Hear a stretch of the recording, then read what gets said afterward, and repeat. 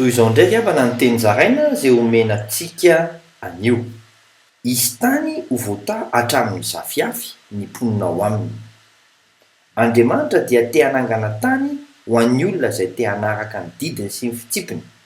Araka ny voasoratra ao amin'ny Deutéronomie 4:1 amin'ny anaran'i Jesosy hoe ary izao ny lalàna dia ny didy sy ny fitsipika izay nasain'i Jehovah Andriamanitra reo ampianarina anareo mba arahinareo any amin'ny tany izay alehanareo holovany.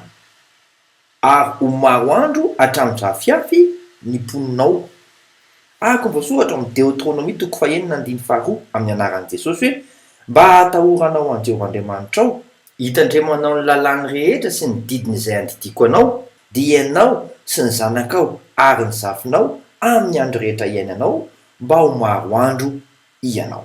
Ny taninao io raha manaiky hanolotra azy tanteraka ho an'i Kristy ianao, ko anjaranao sisa.